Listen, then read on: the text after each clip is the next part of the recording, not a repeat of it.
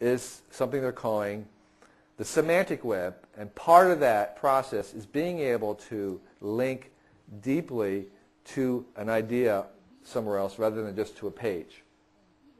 Eventually, you should see pages where the entire, what you want is where every single word or concept in a web is being supported by the other ideas. It becomes like an ecology, an ecosystem of ideas. So there's no idea that's alone. So that every assertion that you make is in some ways being proved and linked to assertions on the rest of the web. So everything is sort of being supported by other things. So that nothing there stands alone. That's where we're headed. This happens to be the structure of knowledge just done recently with 1 million scientific journal articles showing you what we know. And what's interesting are the white spaces. Those are places where we don't have knowledge. Basically, our knowledge should be a solid block, but it's not. We have these big gaps, and we're filling those in. And with this web, we can actually determine where the blank spaces are. We can actually look where our ignorance, this is a map of our ignorance. As you can see, there's more white than there is colors. So we can see what we don't know. The information's increasing about 10 times the speed. Information about information is increasing at 10 times the speed of information itself. So as fast as information is going, the fastest growing of that information is information about the meta-information, the structuring of information that I was just talking about. So one of the things that the next phase, some people call it Web 3.0. You've heard about Web 2.0. Well, Web 3.0 is about de-languaging the web, making it readable by a machine. So right now, the complexity of human language, which is what most of the web is in, is very, very hard to process automatically. And so there's an idea of removing the information from language, from human language, and putting it into something that machines can read, which is this called the triple.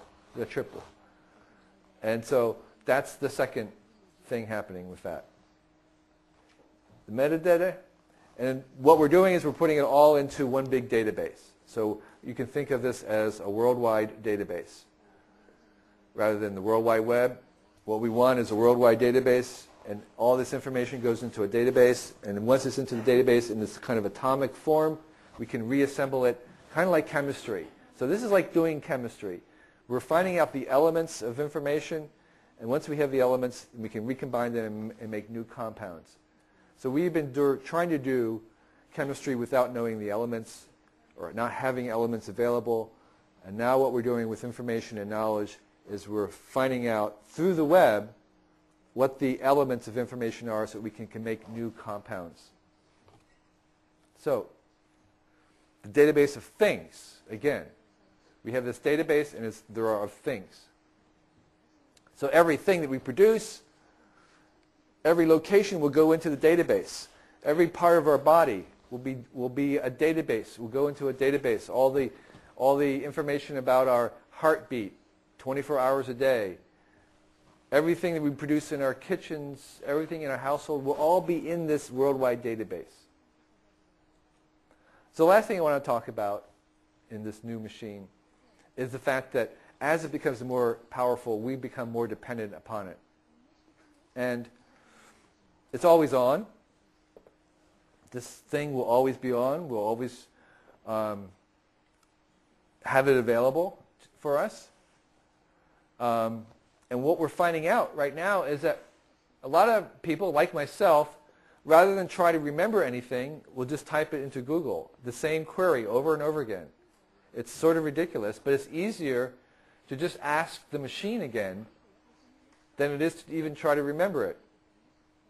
And so a lot of people at first are somewhat upset by the fact that we would rely on a machine like that.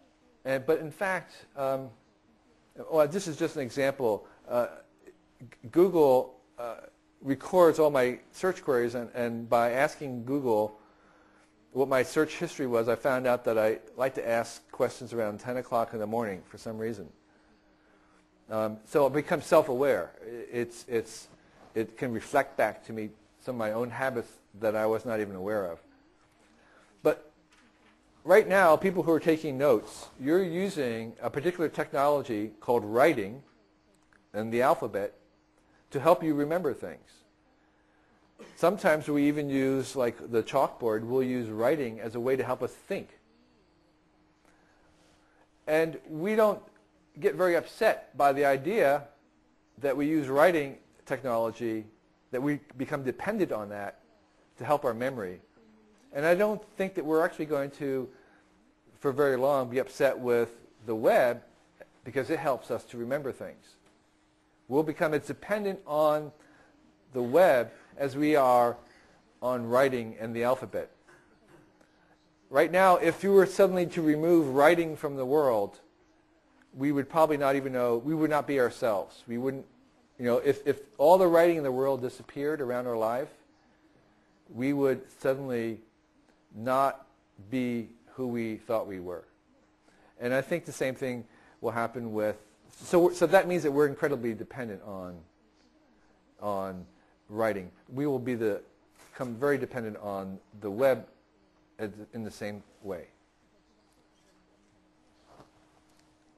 So this is an example of where we'll be living into this, where we have a second life, and that will become a more and more important part of our own culture. And what Google is really trying to do, and this is what some of the founders said, is they're really trying to make an artificial intelligence.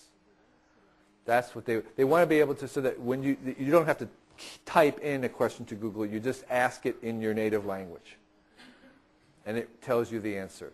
That's what they're trying to do, and that's actually not very far away. If you just took my examples of the size of the brain and the size of the machine, I think it's not very far away when it can do that. We don't have to have a consciousness, an AI that's conscious, but we can have an AI that can answer questions. So when 6 billion humans Google, who's searching who? It works both ways. We are the web. You know, we are going to live inside the web. We are going to be part of the web. Our eyes and our handhelds will become the senses for the web. So the web, we become the web. We live inside it and we become it.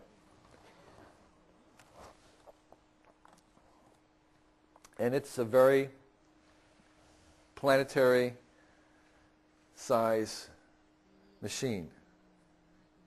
And going back to what I began with, all the changes we've seen so far on the web have happened in 5,000 days.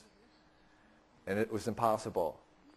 And this may seem impossible now, but in the next 5,000 days, there are going to be more changes than have happened in the last 5,000 days. And so I think we should expect the impossible a little bit more easily. So I think I will stop here and answer questions.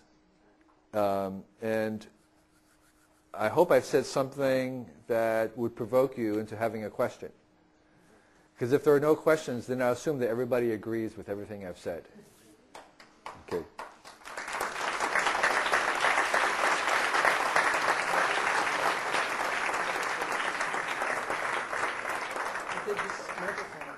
Sure.